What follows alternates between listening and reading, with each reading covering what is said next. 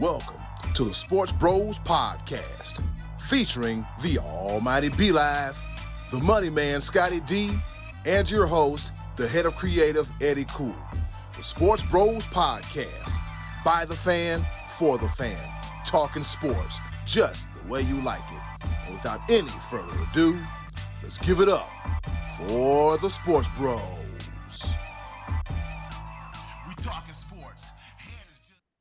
You know, someone asked me the other day, they said, why do people move from Cleveland to Myrtle Beach? If you look outside a foot and a half of snow later, there's your reason why. You don't need nothing else. Scotty D, I'm pretty sure y'all got shellacked over there. Ugh. Yeah. Ugh. Yeah, what's Pennsylvania? Anyways, stink bug killing weather is what it was. Yeah, they just kind of freeze them a little bit. Anyways, this is the meteorology report with the SportsBros Podcast. What's going on, y'all? It's Tuesday, and you know what time it is. It's time once again for your favorite sports podcast, none other than the SportsBros Podcast. As you can tell, 2 of the 3 Sports Bros had to deal with snow, and 1 Sports Bro was left completely unscathed, and he would have it. The heck I was not. Y'all ain't have did y'all have snow down there? There's more things to weather than snow. There's so many different elements. Y'all just think that snow is the only thing that happens in the winter. We'll talk to you hurricane season. We'll holler at you then. Yeah. Okay. You know what? Just do your bit so I can get into it, because that was going to be the first thing I was going to say. Introducing first, coming to you live and direct from Fayetteville, North Carolina. He is the almighty B Live. What's happening? What's going on in the world today? I'll tell you what's going on. Because y'all have that accumulation of snow. You said 1.5 foot for you, Eddie Cool, Sky D, stink bug killing weather. Snow is just one form of precipitation. Let's put that out there. So, Eddie Cool, if you got 1.5 foot of snow, if you come down a little bit further south, it's not snow. It's a lot of freaking rain. Ooh. Let me put it to you this way. I was on the road this weekend, coming back to Fayetteville from North Myrtle, spending the weekend with my mom, the sports mama. Love you, Mom. And Mama live. I was on Interstate 74 driving, and next thing you know, torrential downpour to the point where I'm on the interstate going 20 miles an hour with my blinkers on because I couldn't see a foot ahead of me. So y'all complain about the snow. At least you can see between the lines and stuff, maybe with the snow. I'm talking about sideways rain, shaking the vehicle. I'm like, oh, Lord, I might not make it. Because, of course, I got enough sense to slow down. Some people don't. They're burning down. I'm like, why? I know we're looking at the same weather. And I digress. My bad. Sports. But yes, y'all got snow. I got a lot of rain this weekend. All the trash cans in my neighborhood blown over. All of them knocked over. Wow. It was something else. Yeah. But we here now. Yes, sir. Yeah. Go ahead, introduce that other guy, stink bug free over there. And I just remembered that this is the first official weekend without football. But anyways, we got some more sports to talk about. But before we do that, 7 weeks to UFL. 7 weeks to UFL. Anyways, we're going to introduce the pride of Washington, Pennsylvania, sporting his Pittsburgh Penguins jersey. He is the one, the only, the money man, Scotty D. Nothing compares to you. So let me just say, I hear you on the rain. And Eddie, I hear you on the snow. But Saturday, I got all that. It snowed all morning, then sleeted for like an hour, and then rained the rest of the day. That's no picnic. Let me just tell you, that's no picnic. I don't think I'm blaming the groundhog because I don't think we're ever going to see the sun in Western Pennsylvania ever again. Punxsutawney Phil did us wrong, calling for another 6 weeks of winter, and I'm not here for it. I need to get to Myrtle Beach. Yeah, me too. I'm like, what in the hell? This is ridiculous. I'm like, damn, Phil, because you know what? Like here in Ohio, this part of Northeast Ohio, we've had some pretty mild winters for like the last 2 and 3 years. It has been, but this year's no picnic. Yeah, this year has not been this ain't it. This is not it. All right, so enough of me running my mouth and lollygagging and gallylagging. Fellas, we got some stuff to talk about. This here NBA All-Star game, even if you want to call it that. Let's go ahead and hop right into it. The top of the order. All right, let's get this thing started. Here it is, the top of the order. A very, very, very long time ago, NBA All-Star Weekend was something that we all looked forward to. We get to see everybody that's been voted upon by the fans play a pretty competitive All-Star game. Over the last few years, somebody put up 100, 200 points. Somebody put up 100 some points. And I ain't gonna lie to you, pardon my French, and I'm gonna put the dump button to this. I don't know what the fuck going on. Woo. I don't know what this is, man, because I used to get excited for All-Star Weekend, the dunk contest, skills competition, three-point contest. Now I'm like, whatever. So in typical Eddie Cool fashion, I'm always working. And fellas, you had a chance to watch the All-Star game, and from what I'm seeing in our SportsBros Podcast group chat, it was hopping. Y'all had a lot to talk about. So with that being said, B-Live, I'm going to start with you first. What in the hell was going on with this year's edition of the All-Star game? I'm going to put it, this is about the best way I could put it. The NBA has been struggling all year when it comes to viewership, when it comes to people being excited about the sport, competitiveness, or the whole 9 yards. The NBA has been struggling to captivate the minds and the hearts of the fan, the American viewers. The All-Star Weekend showed us exactly why. If the players, your superstars that are getting paid upwards to over $60 million a year to play a game, a sport, if they don't care, how in the hell does Adam Silver and NBA brass and the TV executives expect the American public to care? Everything we saw this weekend was the NBA not caring. The three-point contest, they threw in a whole bunch of extra flair because guess what? They don't care about the past. They don't care about just a simple 30-point setup and being in comparison to the greats of the past that held the sport together, that grew the sport. Now it's a bunch of flashing, it's a bunch of flair. Got some 4-point, and then you got product placement everywhere, and then the all money ball. I lost track in all the fluff and the flair. The celebrity all-star game, the celebrity game was a bunch of influencers that I don't know how they became who they are. Like it, I didn't know half the people in the celebrity all-star game. That used to be a thing where you saw now BBL Bailey. My bad. I'm sorry. Now that I was okay with that. Oh, but besides that, I didn't really pay that much attention. The dunk contest. The only person I knew in the dunk contest was the two-time reigning defending and now three-peat, Pat Riley, you get no money from me, winner of the dunk contest, Mac McClung. The only reason why I know him is because I happened to see some of his highlight reels from when he was in high school and when he went to college at Georgetown. He's a G League player. He's not even in the NBA. The other three guys that were in the dunk contest, they're in the NBA, but I have absolutely no idea who they are. So if the superstars that we see aren't interested in doing the dunk contest, it shows because the dunk contest was Mac McClung and Mac McClung. That's it. It wasn't even a contest.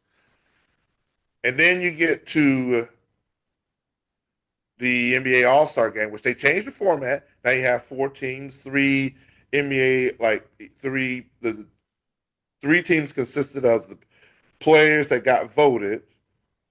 I'm gonna put a pin in that. Mm. And then Rising Stars team, and they played the games to 40. The games were rushed because the players didn't even want to go through it. Again, a bunch of half court shots and no defense whatsoever trying to get through it.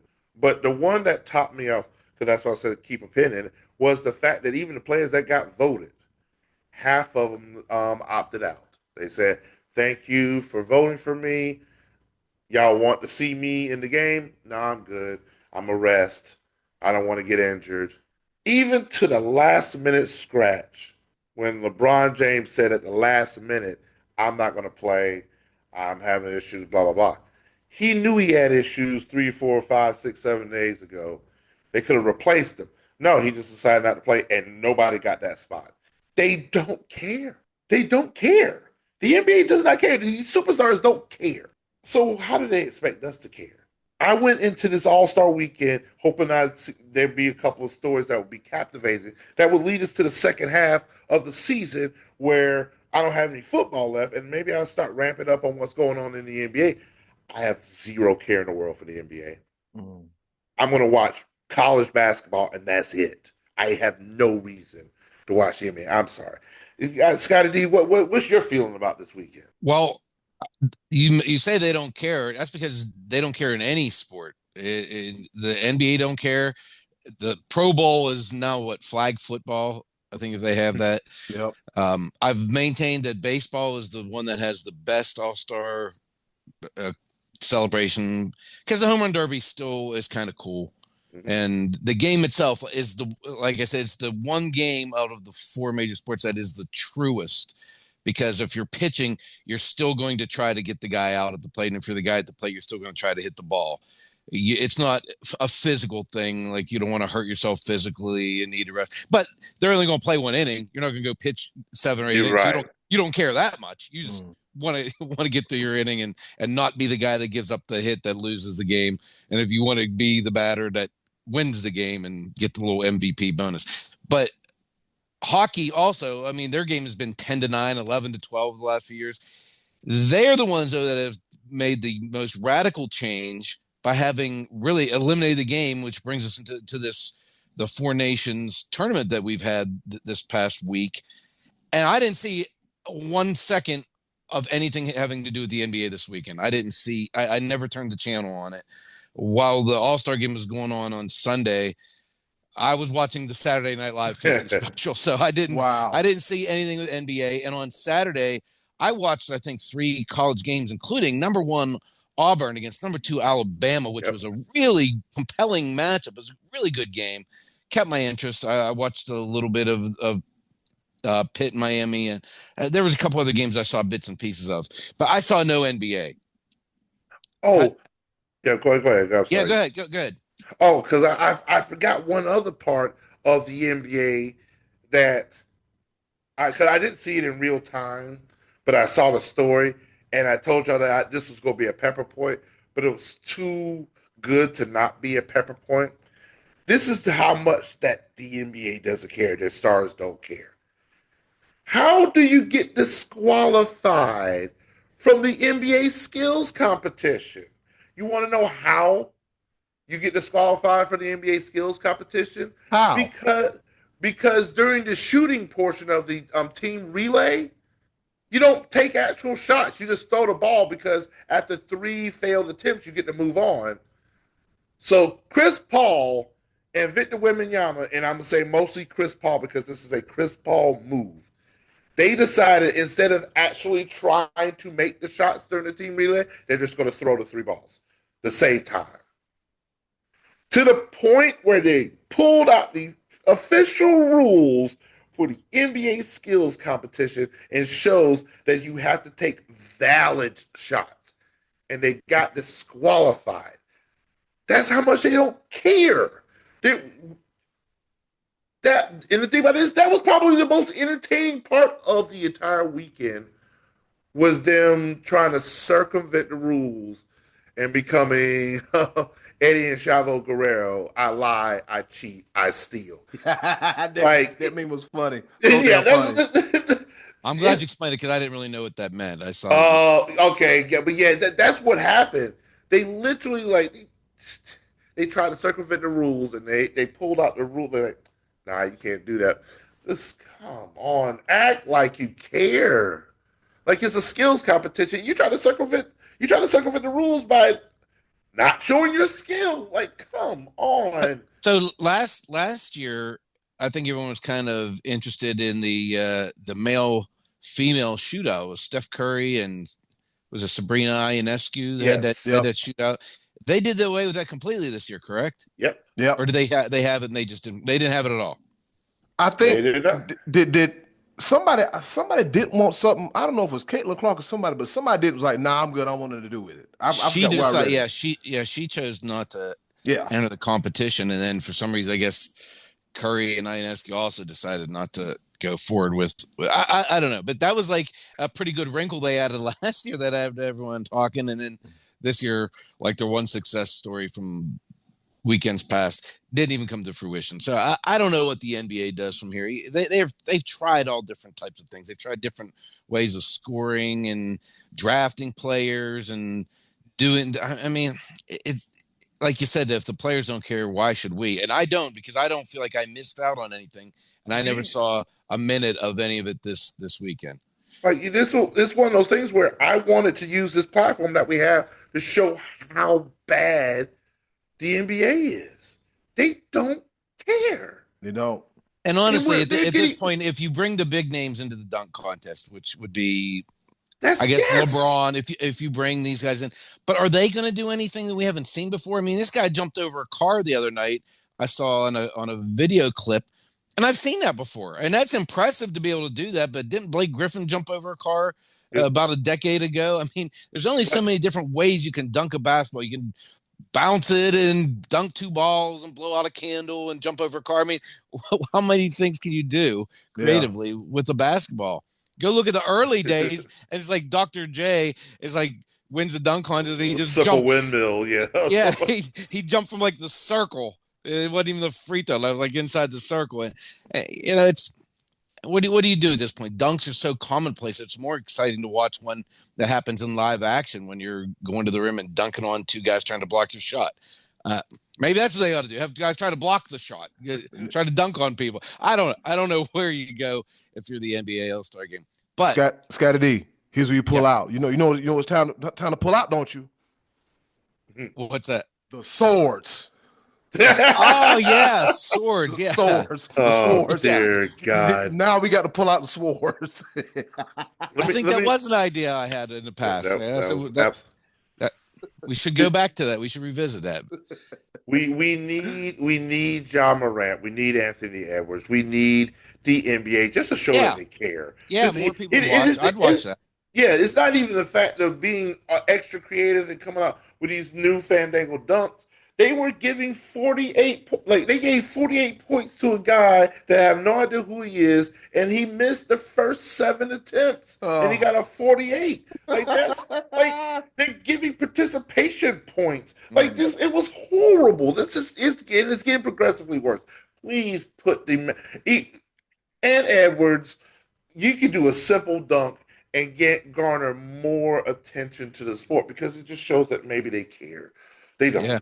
That's all it is. And I feel like we've taken up way too much time on this. Well, I was going to say, because that's a good transition, because the ones who do care this past week were the NHL players who were representing their countries in this 4-nation shootout. And I'm not the biggest hockey fan. I like it. Obviously, I'm a Penguin fan. I always watch playoffs and the Stanley Cup Finals more intently than the regular season, as I think a lot of people do.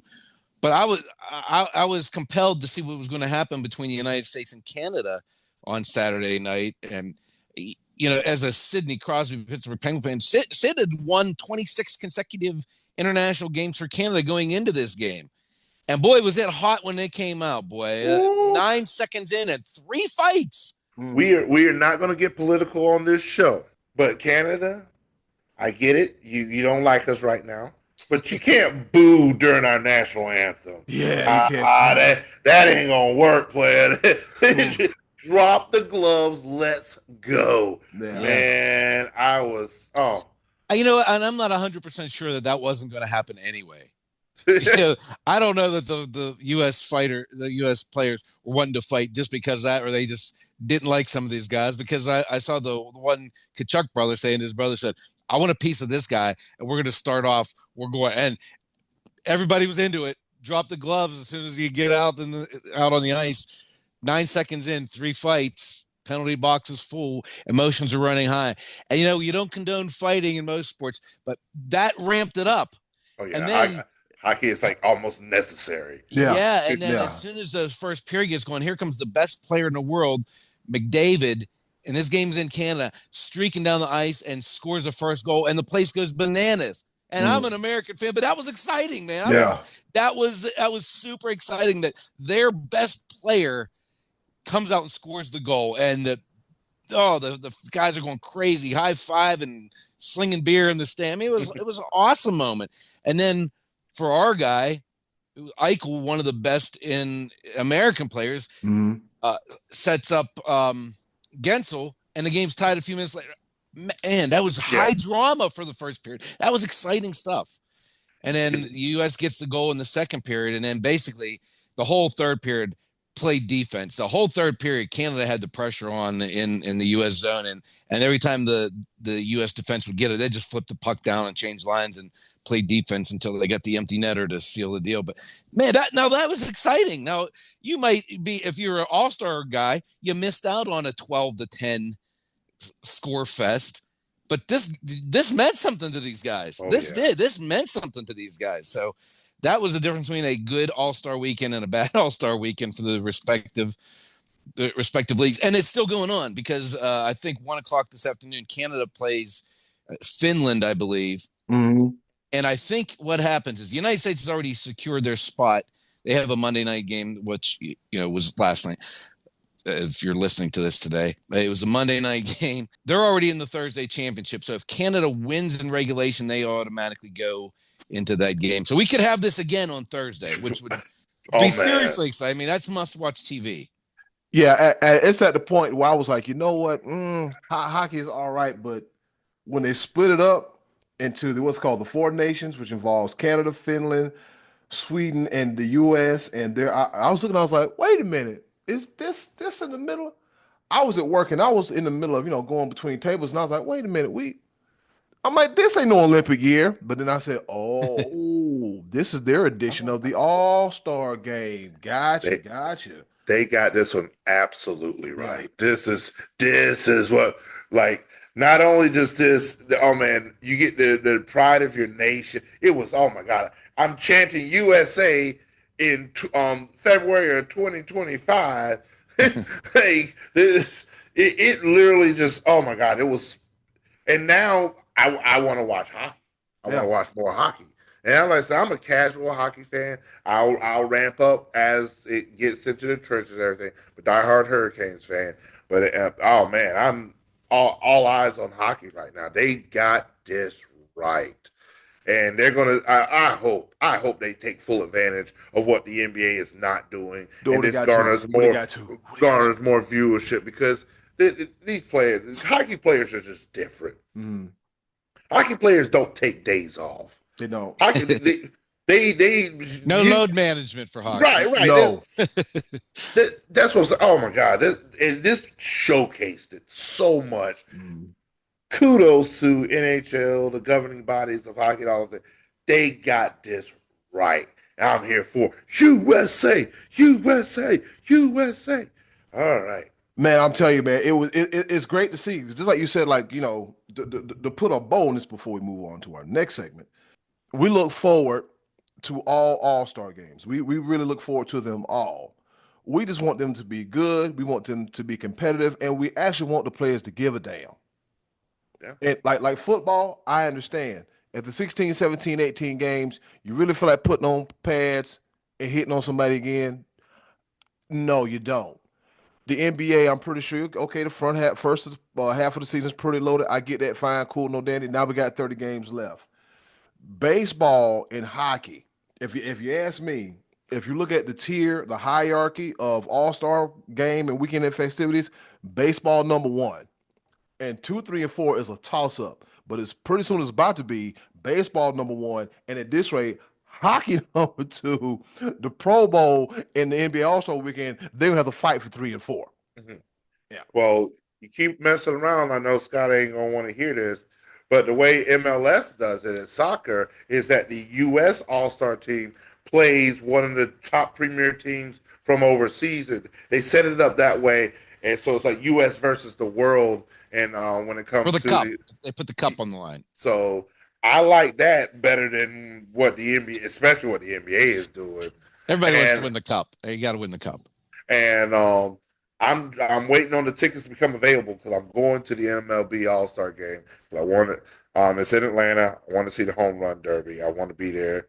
The battery at Truist Park. It's just beautiful, beautiful, beautiful. But yeah, let's keep it moving. I'm excited. All right, let's go ahead and keep it moving. But before we go any further, on the other side of this break, Danielle Short will be joining us because she's a Philadelphia Eagles super fan, and she's going to tell us all about her experience being on the winning side of the Super Bowl. With that being said, stay. Don't you dare go away. More of your favorite Sports Bros podcast coming right after this. Stay tuned. We'll be back. Back here again on the Sports Bros podcast. And like I told you before we went to break, we have a guest.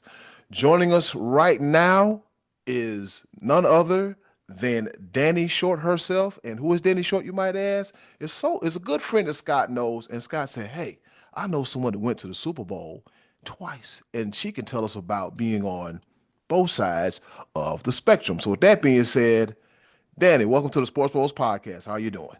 I'm doing great. Thank you so much, everybody, for having me. I was looking forward to it. So very happy to help Scott, and nice to meet you as well. So happy to be here. Great. We always love having guests on the podcast. So as always, thanks for joining us. So Scotty D, as Scott told us that you are an avid Eagles fan. Have you been a lifelong Eagles fan? Or how long does your fandom date back to? Yeah, absolutely. So I've been a fan probably since I was about 7 years old. That's when I went to my first game. I grew up in Central Jersey, so it's literally right smack in the middle of the state. So you could either go New York or Philly.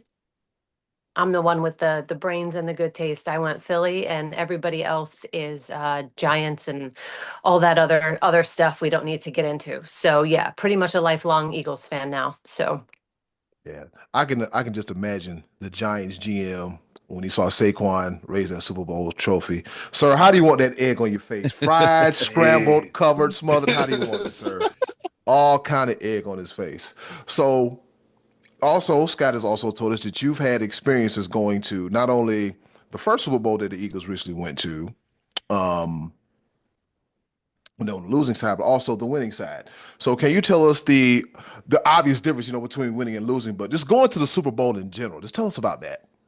Yeah, sure, absolutely. And no, good point with the the Giants mention for sure. The chant "Thank you, Giants" was very loud, and I definitely took part in that, and then took good video and sent that out to a couple of family members.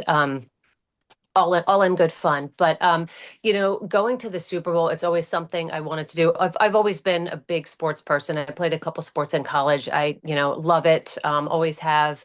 And there's nothing like it. The energy from both sides. But being a Philly fan, we get a bad rap with certain things. They say crazy. I say it's passionate. I'll put a positive spin on anything, but the energy is like nothing else. It was even more electric, I guess you could say, for lack of a better word. This year, I think everybody had the feeling that this was it. We were gonna beat the Chiefs. We almost had them and should have the first time. But it is what it is. That's sports. And we all felt it. I mean, we took over the stadium. It was insane, and probably one of the best nights, honestly, that I've ever had. So, did it seem in the stadium that did it feel like there were more Eagles fans, or was it like about a 50-50 split?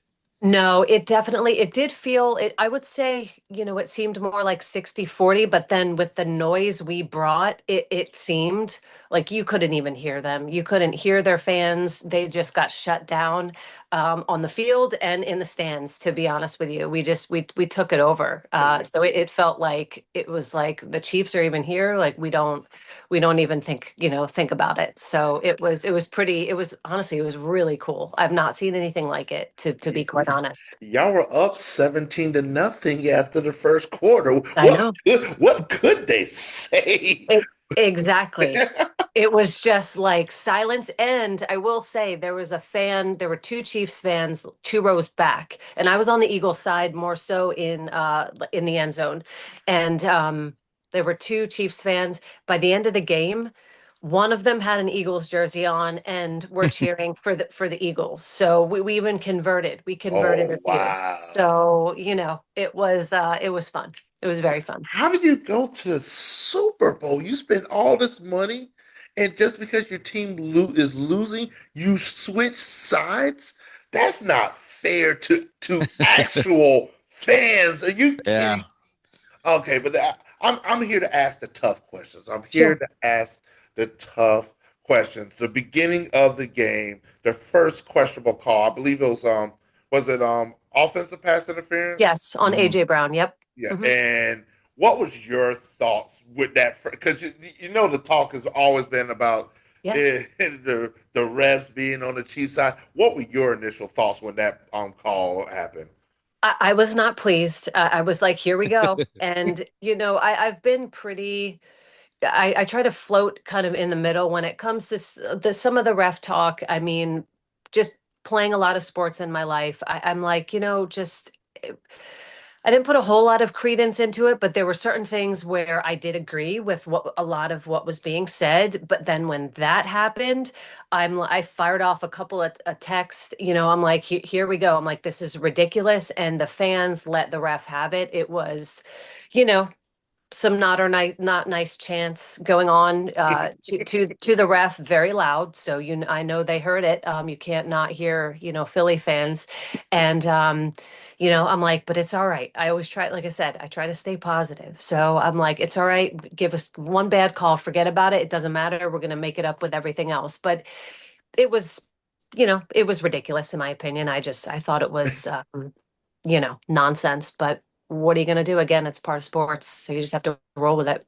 And I think it was a driving force because what was it, the second drive where the Chiefs had the ball? There was a second penalty that they called that was not a penalty, but it felt like the refs were trying to right the ship. I can't remember Even it exactly. out. Yeah, Yeah. It was a personal foul on a Yes. pass that was thrown over the receiver's head, and he took a shot, but it was clear that the defender was already making his play before the ball went over the head. And yes, that was kind of an even amount call, but there was no officiating deciding this game. This was Yeah. complete dominance by the Eagles. And I hate saying that because as a Dallas Cowboy fan, I can't root for him. I'm happy for you personally, but I can't be happy as a sports fan that the Eagles have won the Super Bowl now, two in the last what's been 8 years, and 8 years. been there three times. Yep. And I can't get Jerry Jones to move along into the afterlife and allow the Cowboys the freedom to compete again. So I am a bitter, jealous Dallas Cowboy fan, but I admire your passion for the team. And you said you went to this game, both of these Super Bowls, on Mhm. your own. You didn't Yeah. partner up with anybody and go. You just said, I'm going. I'm going. How that process? Like, what did you do to buy tickets and make travel arrangements and Yeah. place to stay? I mean, how did all that work out for you? Yeah, of course. So yeah, I mean, like I said, I'm diehard Eagles. I mean, Philly everything for me, but especially the Eagles. That's my team.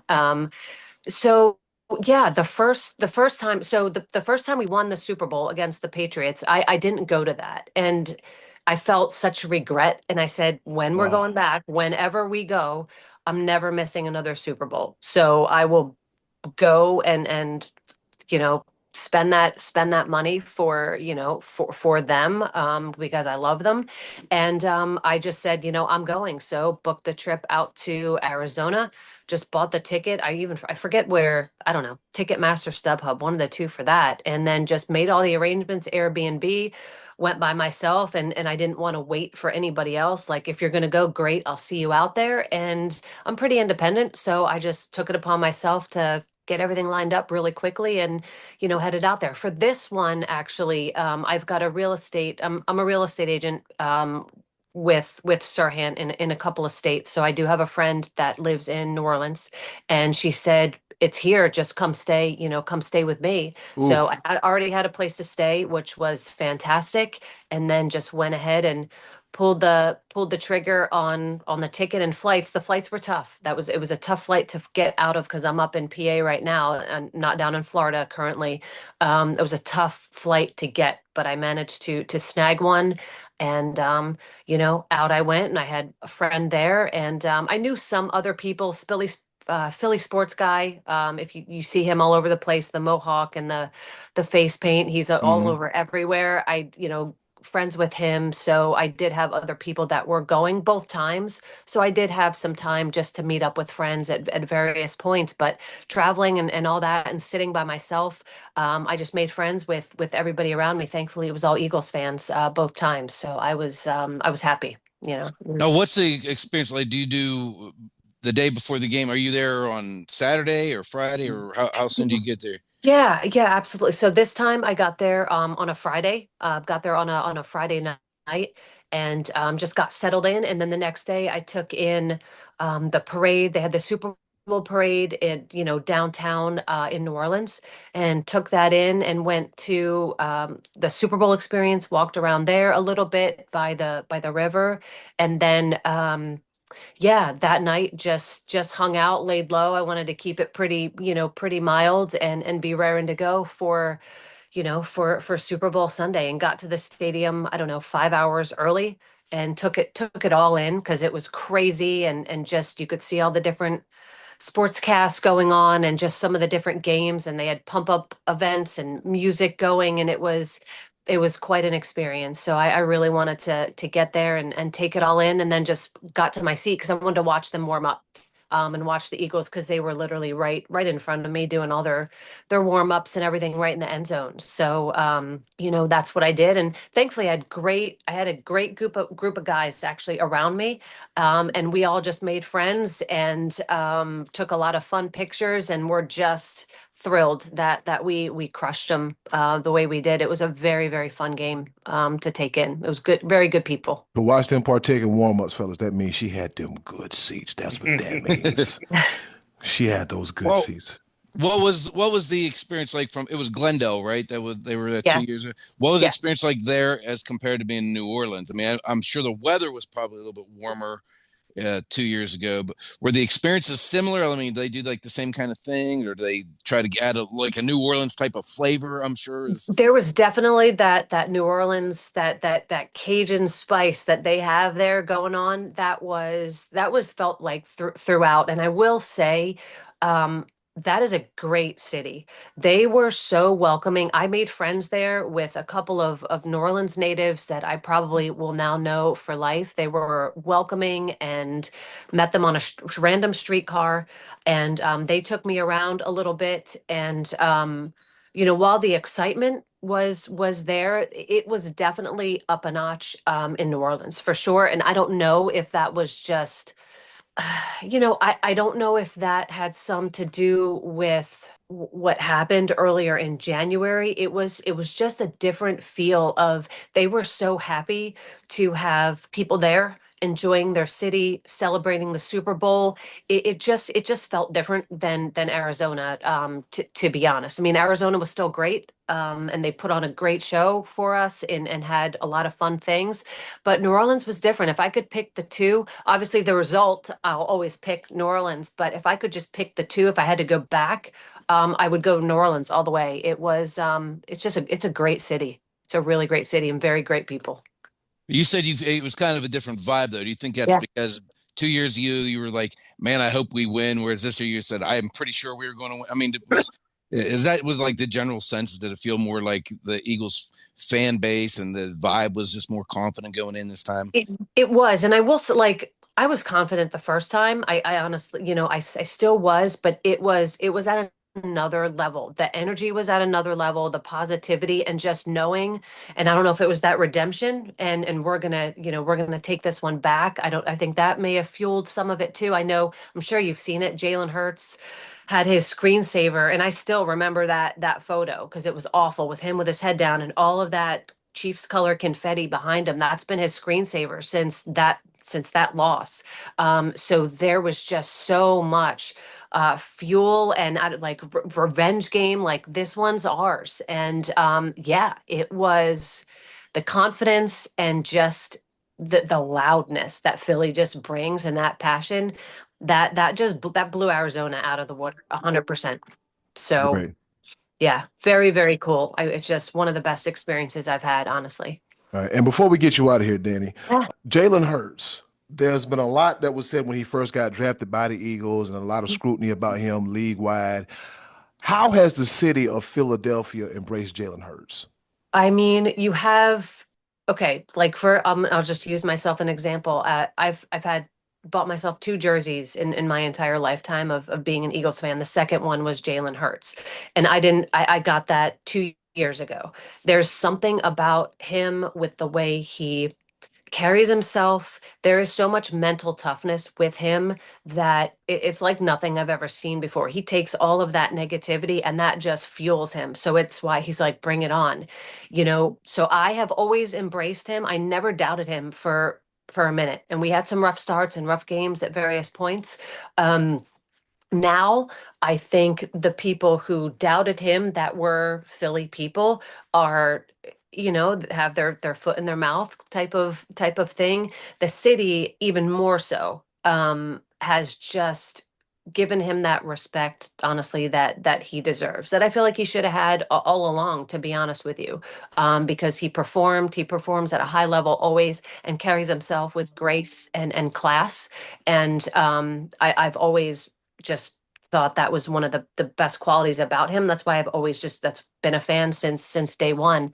But the city now, it's Jalen Hurts, everything. They changed the Philly sign from just the love sign in Philly to love, love Hurts. It's down now, but the city, yeah, it is down. They took it down right after the parade, but it's love, Hurts, and that was really cool to see. Did you go to the parade? No, unfortunately, I did have I bought tickets to take a charter bus into Philly, but I got very under the weather on Wednesday, and I'm just coming out of it now, so I'm sorry. I'm still sounding a little, not great, but no, I was down for the count for pretty much until yesterday. So I did miss that, but I watched it on TV and I had friends that went, so they were sending me fun videos, but I was too sick. I couldn't go to that one. So that's what I said. They'll just have to win it next year.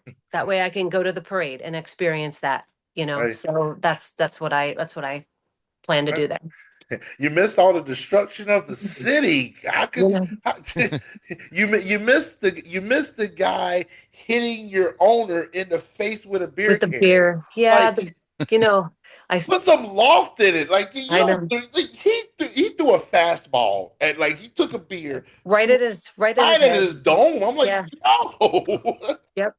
The climbing the poles and all of the, riding horses through the city. I missed all of it, but it's all right. We're gonna be back. We're gonna do it again. I'll get it next year. So. Okay, so 3-part question. One, you Yes. believe they're going back, and 2, if they do go back to Super Bowl, you will go. Yep.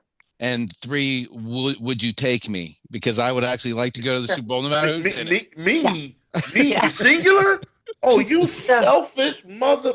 Ooh, So, I mean, Scott and I go way back. I go way back. So he does take precedence here. So, yes, I do think, we've set a high bar and a precedent for ourselves. We've got a young team. I do think that there is a great chance. We're going to have the toughest schedule, obviously, but I do think we can do it. I don't think this is our last one by any means. So yes, to I that. hate to hear that. I hate to hear that. And yes, and yes, it's in California. I've already looked at a couple things. So yes, I plan on going, and yes, Scott, we can talk about that offline, and we could work something out. I'm sure. Be Live, Be Live, you know how we Before- love California, right? You know how we love California, Be Live. You know Before how we love it. before y'all talk offline, I'm putting this online. I think it should be a disclaimer. There should be a stipulation.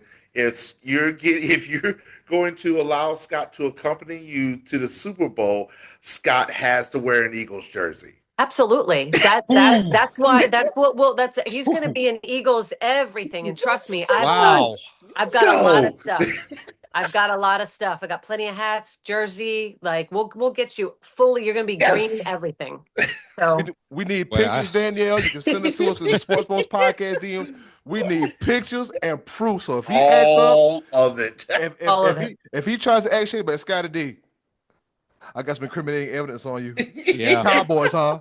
Yeah, here you go. Hey, one more thing before we let you go, Daniel. Yep. I know we talked briefly offline. Yep.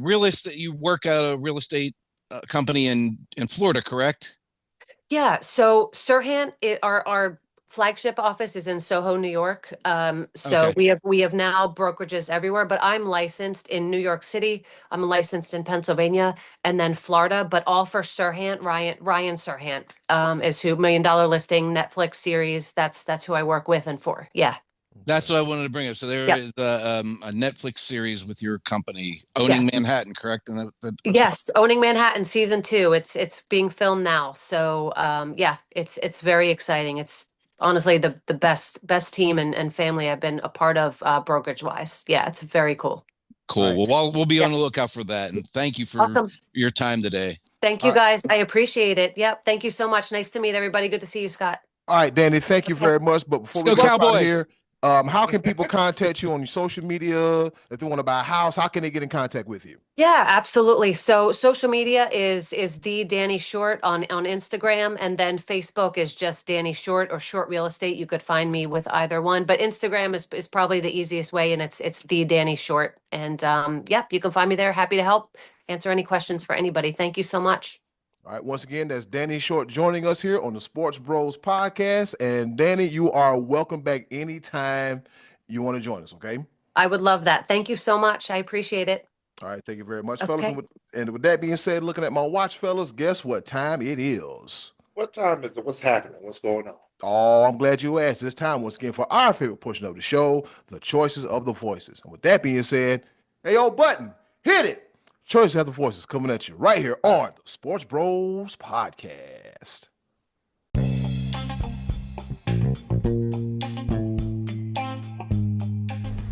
And now, our favorite part of the show, the choices of the voices. Once again, thank you to the wonderful and Ever so lovely, Miss Button. for introducing our favorite portion of the show, the choices of the voices. We ask y'all the question, y'all give us an answer, and we talk about it right here on the choices of the voices. That being said, Scotty D, what's on tickety tap for this week's choices of the voices? With Sterling Sharp being elected to the Pro Football Hall of Fame, the Sharps, along with Sterling and Shannon, became the first brothers to earn that honor. So, does that make them the greatest sports siblings that you've ever seen? And if not, who is? Eddie Cool, what do the people say? All right, Sean Connors, he says, I think it's the Kelseys, to be honest. Both first ballot Hall of Famers and both the best at their positions while playing at one time. Hard to argue that. That's a good call. Yeah, very good call. Very good call. All right. Corey Logren said, no question, Venus and Serena Williams. Probably should mention Eli and Peyton Manning. Also, Brett and Bobby Hull. They weren't siblings, though. They were brothers. That was father and son. Yeah. Yeah. That's father son. He had a couple good answers. Then he slipped up a little bit. I won't throw him in the I won't throw him in the penalty box for that because Venus and Serena just and it's one of those things where people don't really realize how great Venus was because Serena was otherworldly, but Venus was a damn good tennis player in her own right, Hall of Famer for sure. Yeah, and then putting them together on doubles, unmatched. Oh, absolutely. That's one of those things where unlike a lot of the other siblings, they actually got to play together on the court, and you saw them thoroughly dominate in the doubles division. Yeah. That alone, right there, is a great answer. Yeah, exactly. Payne and Eli, that's too easy. Too easy. Low hanging fruit. No disrespect, though. Best name in the game, JoJo Comfort says, I give the nod, I like this one, to Maurice and Henri Richard, two legendary Montreal Canadiens. Maurice was the first player in NHL history to score 50 goals in a season and 500 for their career. The Rocket also won 8 Stanley Cups. Little brother Henri, not to be outdone, went on to win 11 cups with Les Habitants. So 19 Stanley Cups, man, that yes, that could be the answer right there. That's tough. That could be the answer. It is tough. Oh, yeah. Man. Yeah, you can't beat 19 Stanley. Now, I'm just overlapping. Did they play together? I'm pretty sure they had to have played together for a good portion of that. I would assume so, as brothers. I mean, yeah. I mean, for the Canadiens. Yeah. I'm going to have to look up Les Habitants because that just seems like an awesome freaking nickname. Yeah, I think it means the locals, the natives, the habitants. They also call it. Yeah, they call the Canadiens the Habs. So yeah, they call them the Habs. I'm pretty sure it's from that phrase. Yeah. I think it's the local. I do believe it has something to do with the locals, but look that up and I'll find out. All right, cool. Les Habitants. See, living all those years in New Hampshire, I learned something. I did learn something. I did learn some French. All right. Comment ça va and all that good stuff. Oui, bien, y'all, all that good stuff, right? So Tom winner, chicken dinner. He says if the NFL wouldn't stop snubbing Clay Matthews, a mainstay for the Browns in the 80s, D, who led them to 3 AFC championship games and played 19 years. I would say he and his brother Bruce are arguably one of the best offensive linemen ever, would be on the equal footing with the Sharps. I look northward, however, to Maurice and Henri Richard, both deservedly enshrined in the Hockey Hall of Fame. So we got 2 for the Rocket and his little brother, and then we have 1 for Clay Matthews and his brother, big head. Bruce Matthews had a big old head. He was good, though. Yeah, and Clay probably should be in the Hall of Fame. I mean, he was really good on a pretty decent Browns teams, in the 80s. Those were good teams. That's one of those ones that, if they win a Super Bowl or get to a Super Bowl, he probably goes in. There's teams from the Cowboys 70s that get overlooked because they lost 2 Super Bowls to the Steelers, and there's, the Buffalo Bills went to 4 Super Bowls. Maybe May might have pushed another 1 or 2 into the Hall if they win 1 of the or 2 of those games. So sometimes I think that works against you if your team doesn't get the final game. You're right about that. All right, so Craig Burns, I'd have to say Hank and Tommy Aaron. Together, they hit a combined 768 home runs. Me and Scott are both just over here like, here we go. and Hank hit 755 of those. B-Lab, do the math real quick and tell me 13. Tommy Aaron had 13 home runs. When I read this, because when I'm composed, putting them all together, I said, this fool right here. But yeah, taking Tommy. Come on, bro. This is not the spirit of this question. Comic relief. It gave us some comic relief. And then he doubles down. I was just about to say, hey, don't. That's like comparing Brent and Wayne Gretzky. And then he said, like said, he doubled down. And who could forget the dynamic duo of Wayne and Brent Gretzky? They lit the lamp an astonishing 895 times. Be Live, do the math again. He put it in there. This was too easy. Wayne had 894 and Brent had 1. I'd like to see the highlight film of Brent Gretzky scoring a goal. I didn't even know there was a Brent Gretzky. Yeah. Yes. Oh my goodness. Yeah. The more you know. Was he number 98? You're gonna be 90. You're gonna be 97. How about that? Man. He said Wayne had 894. Brent tallied 1. The pair also held the record for the most career points by I can't read that. Not necessary. Tony Bogan. Oh my God. Here's another bad one, Tony Bogan. Oh no! All right, Eddie, hold it together. You're the host. Tony Bogan comes with this nonsense. TB, we love you, brother. Scotty D ain't a fan of I racing. do. I am a Tony Bogan fan, but this Tony Bogan, come on, man. Oh, but Read the answer, Eddie. Give the Tony Bogan answer. This is why this is our favorite portion of the show. It is. It is. I'm crying. I hadn't laughed this hard in a for a while. So here we go. All right, TB, Tony Bogan, what's up, brother? In NASCAR, there have been multiple sets of brothers that have success. Bobby and Terry Labonte, both of them have been Cup Series champions and have been inducted into the NASCAR Hall of Fame. Kurt and Kyle Busch also each have a pair of Cup Series championships and have won multiple races across all three series. Scott Donnelly said, we're talking about sports. Tony Bogan said, okay, in that case, Darrell and Michael Waltrip with a combined 3 Daytona 500 victories, 2 from Michael, 1 from Darrell, 3 Cup championships from Darrell, and the Manning brothers, Eli and Peyton, each with a pair of Super Bowl championships. I think the last time I talked to Tony got some kinfolk in the South somewhere. I think he does. I really think I think I know he likes the Saints. He's a New Orleans fan. So he had to take us all those laps around the track before we finally got to the Manning brothers. Pun intended. Oh my goodness. All right, here we go. John Wasik. Talking athletes, Tony Bogan. NASCAR drivers are athletes. We've had this discussion. I stand with you, TB. I stand with you, Tony. We need to get a race car driver on the podcast and kind of just tell us some. Oh boy, don't we? We're gonna get canceled. I drive a car. I'm here. No, sir. No. Cut it out. All right, John Wasik, he said, how about Reggie and Cheryl Miller? I like this answer. How about Reggie and Cheryl Miller? Cheryl Miller is in 3 different Hall of Fames. Mm-hmm. She's in the Basketball Hall of Fame, the Women's Basketball Hall of Fame, and the FIBA Hall of Fame. Yeah. And if she would have been around when the WNBA was in existence, she retired from active. She had bad knees. She quit playing basketball before the WNBA was formed, which was 1996. She would have been among the all-time greats as a WNBA player, as a professional.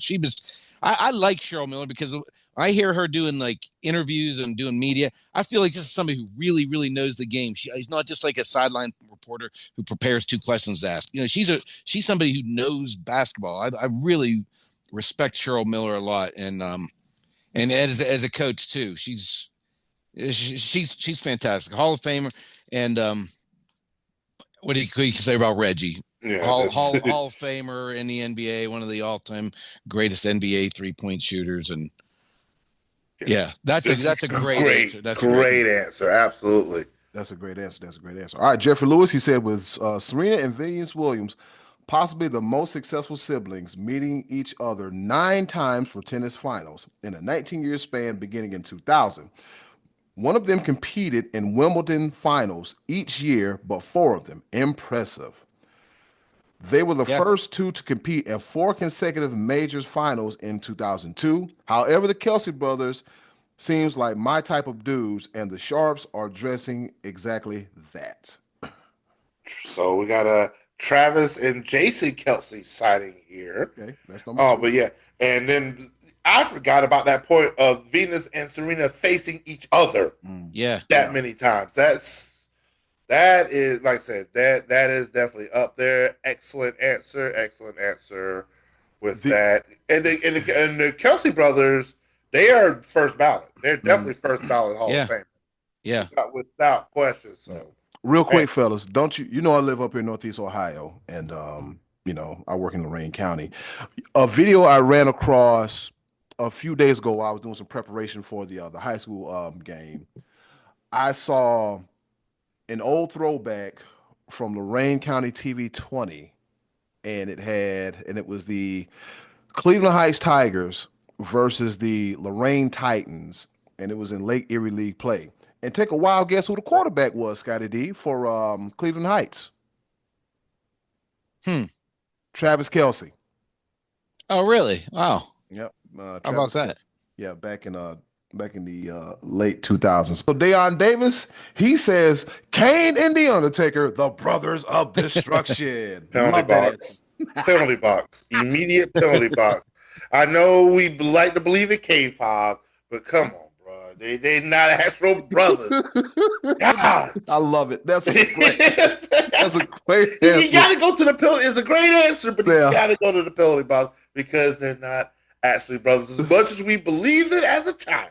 They're brothers. All right, and closing out the choice of the forces, Marcus James, of course, Peyton, and Eli Manning.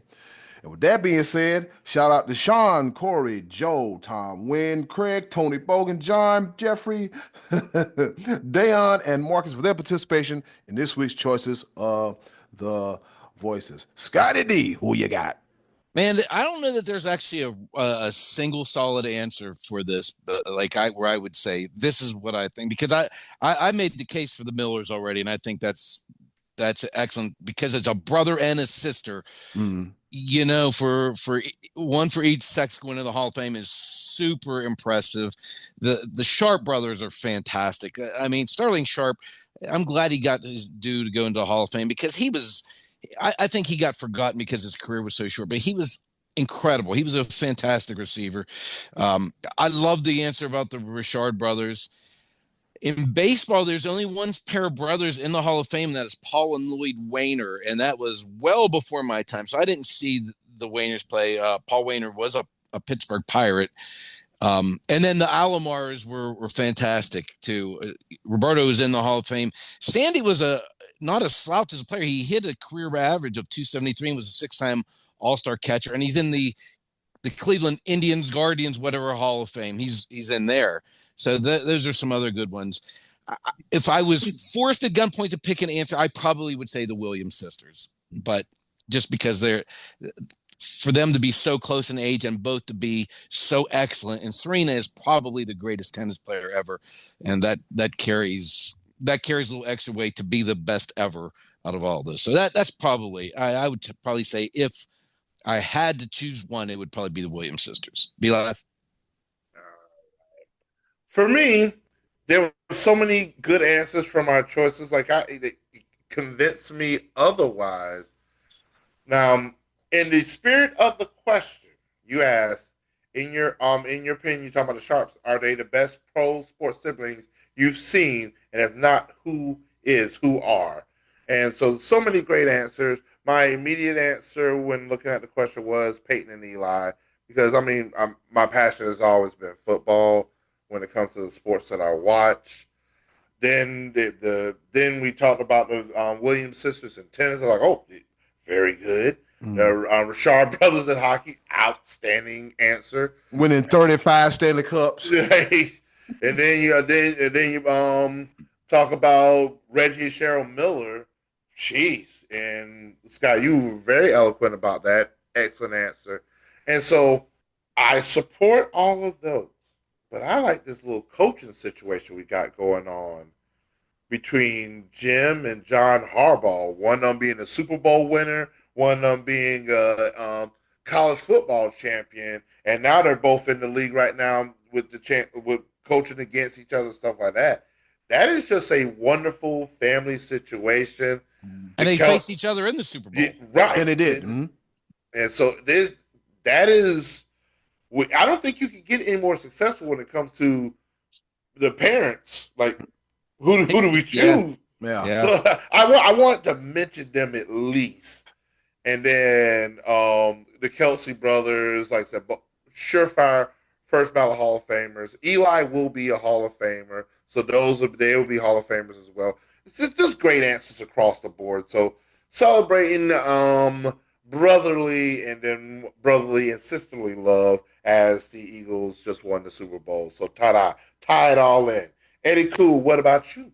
Man, I tell you what, after reading these, my automatic answer was going to be Reggie and Cheryl Miller because, like we said, Cheryl, she's all everything, and Reggie, what has not already been said about the legendary career that is Reggie Miller? Wish he would have won him a ring, but Reggie was Michael Jordan. Yeah.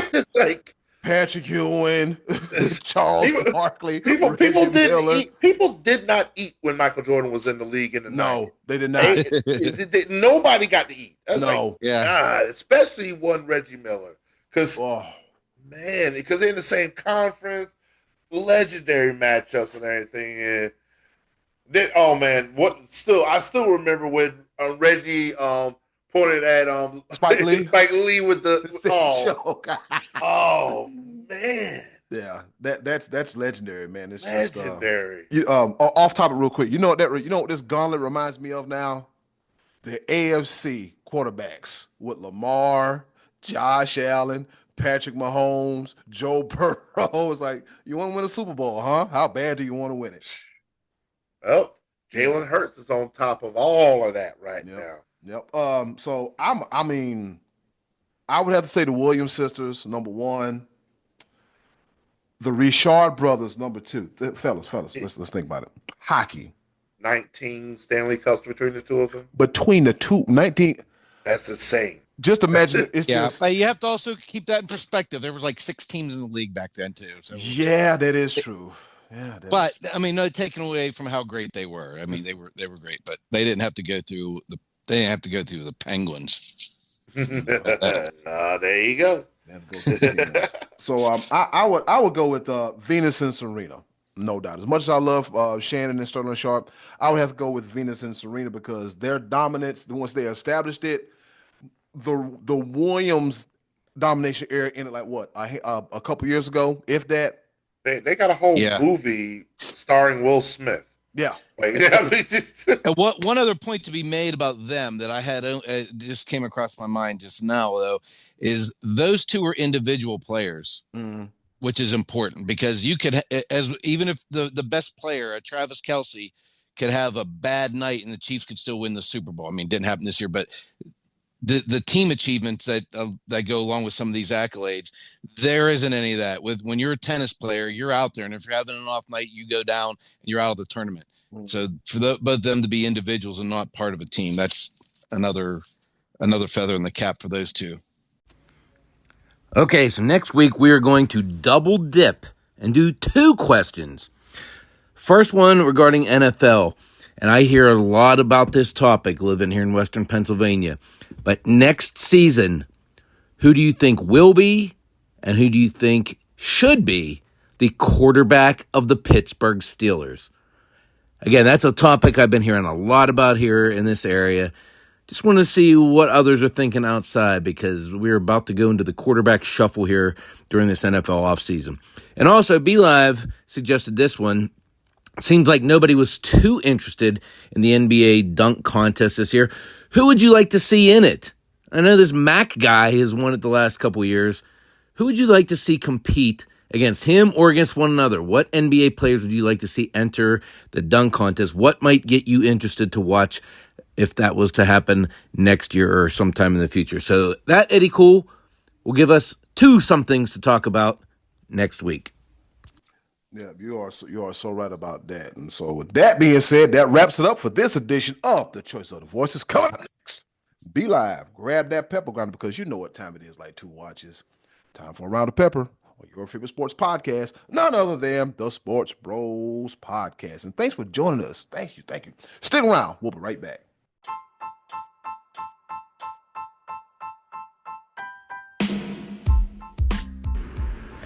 Okay, boys, let's bring it home with a round of pepper. Well, you heard a woman. It's time for us to go home and get what I call the hell up out of here. But before we go, we got a round of pepper. You know how we do it. 3 topics, rapid fire style, kind of, sort of, not really, here to engage, enlighten, educate, and entertain.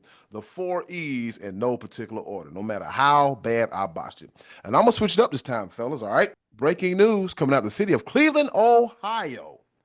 We all know that with the emergence of Caitlin Clark, Angel Reese, Cameron Brink, and a number of other WNBA players, the popularity of the WNBA is on the rise. With that being said, Cleveland will be the newest city to have a WNBA franchise.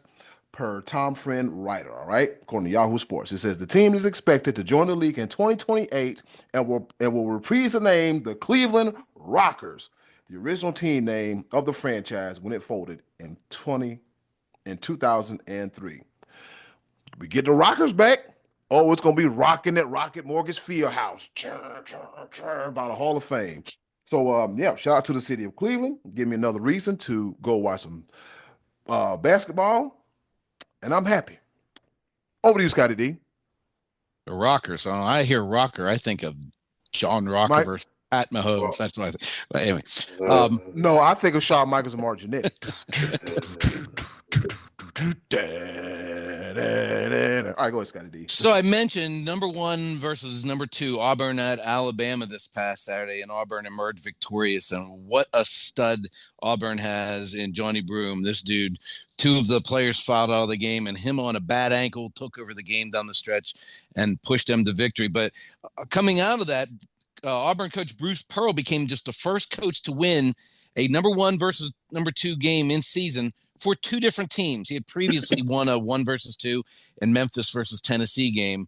And so that's an interesting side note for Bruce Pearl to accomplish that, which interesting that nobody's ever done that before. But I guess you don't always get number 1 versus number 2 during the regular season very often. So cool footnote, but I'm watching Auburn. Auburn looks really good. B-Live, over to you. Oh man, in the spirit of what we've been talking about, a lot of different things. We talk about siblings in sports, and we talk about the 4 nations and all the things. And Eddie Cool likes to do this day in history. It's not necessarily this day in history, but when we talk about the 4 nations and the beginning of the USA-Canada game, we have brothers. Matthew and Brady Tkachuk dropped the gloves in fights against Canada. Well, 29 years ago, Keith Tkachuk dropped the gloves against Claude Lemieux 20 seconds into the game into USA Canada. So, like father, like sons, the apple does not fall too far from the tree. The Chuck family drops the gloves against Canada. I love it. I love it. Eddie Cool, the ball. The Fighting Kachucks. With that name alone, Kachuk, you might have beaten a little ass every once in a while. I'm just saying. Like Kachuk, better Kachuk away from me. All right, on this day in history, back in 2007, the 56th installment of the NBA All-Star Game emanated from the Thomas and Mack Center in Paradise, Nevada. The West beats the East 153-132, and the MVP, Kobe Bryant of the Los Angeles Lakers. Kobe, we miss you, man. Oh, boy, you set a standard, and I don't know what the hell's going on now. Over to you, Scotty D. Actually, I think we're coming up on 5 years since we lost Kobe, right? Wasn't it February of 2020? Yeah. No, I thought it was January. No. You're right. It's February. Okay, so a couple weeks ago, I was talking about how Penn State was on a roll in all sports, and I mentioned that they were anxiously waiting to hear an announcement from one of the top recruits in the country, Bo Bassett, a high school wrestler that lives and wrestles within 2 hours of Penn State. This 144-pound wrestler committed to Iowa, says it fits his vision best, and although the NIL was part of it, it wasn't the whole story. In an unrelated story, Penn State coach Cale Sanderson says, we're not trying to get anybody because of NIL money. That just goes against what we believe. That was an unrelated story. And then Cale Sanderson sat down next to Dabo Swinney. B-Live, over to you. Wow. We'll talk about that. Me and you, right? Oh, yeah. Okay. Good one, Scotty D. Oh, man. All right. Caught me off guard right there. Wasn't ready. All right. My second pepper point. It's about an iconic matchup between Rhode Island versus William and Mary. And the end result of this matchup was 36-22. I ask you fellas, What sport am I talking about? Can't be Football, basketball. 36-22 this past week. baseball. Hell, ding, ding, ding. This is a baseball score where Rhode Island beat William and Mary 36-22. Sheesh. A few quick facts.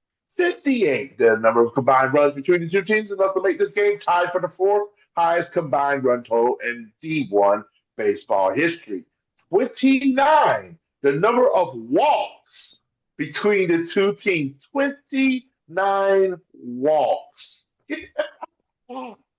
Tying the Wow. foremost in a single game in D1 history. What a terrible game. 23, the number of plate appearances for Rhode Island in the top of the fifth inning. Yeah, dog. 443, the total number of pitches between the two teams. 400. Wow. Arms just dead. As an announcer, I need a commercial break. Yeah. 36-22, a baseball score. Eddie Cool, the ball. Be Live, real quick. Can you look up the duration of the game? How long it lasted? Let's see if it's in this little quick stat sheet. I got nothing. And we'll come back on the back end of that. All right. Third and final pepper point. Be Live, Scotty D, y'all might remember this one. You want to know a good way of how to blow $250 million? Tell me. Have kids. No. That might save you a little bit of money, all right? Even worse, on this day in history, Be Live, back in 2019, NHL hockey team, the Carolina Hurricanes owner, Tom Dundon, agrees to invest $250 million into the Alliance of American Football, and he was named the new chairman of the AAF. How to blow $250 million? Whew. That's how you do it, Tom Dundon. That's how you do it. He could have been pouring that money into getting Hurricanes some apparel, a new arena, signing some players where we can actually win a cup and quit living off the glory of 2005. Over to you, Scotty D. Might want to read that story, Dwayne Johnson. Okay, so this past off season, while the Dodgers are gobbling up good free agents, the Pittsburgh Pirates traded two pitching prospects and Luis Ortiz, who started and relieved for the Pirates last year, for Spencer Horwitz because they need a first baseman. So Horwitz is the guy they were penciling to be their everyday first baseman. They got him from the Toronto Blue Jays. Spencer Horwitz had some wrist discomfort last year, and then the day before pitchers and catchers report, he had surgery on his wrist, keeping him out 6 to 8 weeks, because this, even though the Pirates knew that he had some, this was new. It's called chronic symptoms, and you're going to tell me it's new? And you gave up 3 pitchers for a first baseman who's not going to be there on opening day? Do better. He tired of this mess. Scotty D, I need you back for my third and final pepper point. It does not hit as well if you're not here. Scotty D, please come back. Come back, Scotty D. Come on, Scotty D. Please tell me. Come on, I need you. Scott, come on. Come on, Scott. Please. I need you. I need you for the third and final pepper point. It does not hit as well. Do better. Say with me, Scott. I need you for the third and final pepper point. I need you right here. Let's go. Because this is a wonderful situation this is breaking. Well, not really breaking news, but this is thing that's going on. We were talking with Dani earlier, Philadelphia Eagles winning the Super Bowl, and all the pomp and circumstance came behind that. But it's come to light, especially with the way Philadelphia's defense performed in the Super Bowl, that there is a dynamic duo on the defensive side of the ball, and I need you to know who they are.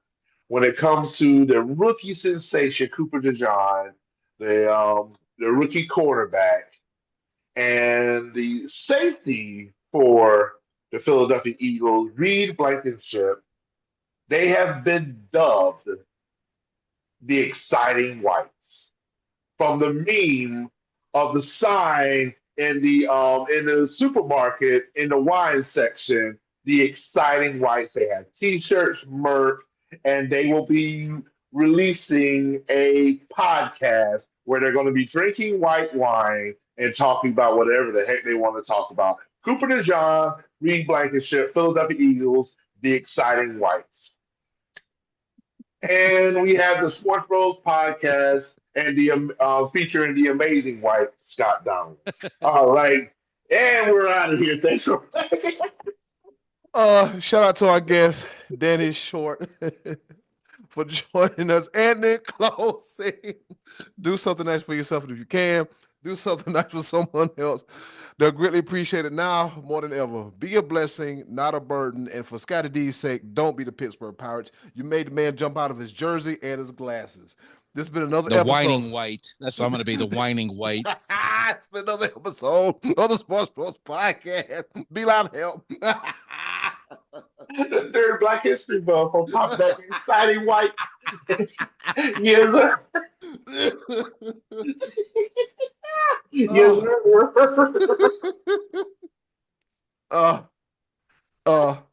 Thank y'all for listening and watching the Sports Bros Podcast, your favorite sports podcast. Let us hold a few dollars. Bye, y'all. Hey, it's Eddie Cool here from the Sports Bros Podcast. Thank you for listening, and as always, continue to follow us on all of our social media platforms. Just click the link in the description box and keep up with the Sports Bros Podcast. And once again, thanks for listening.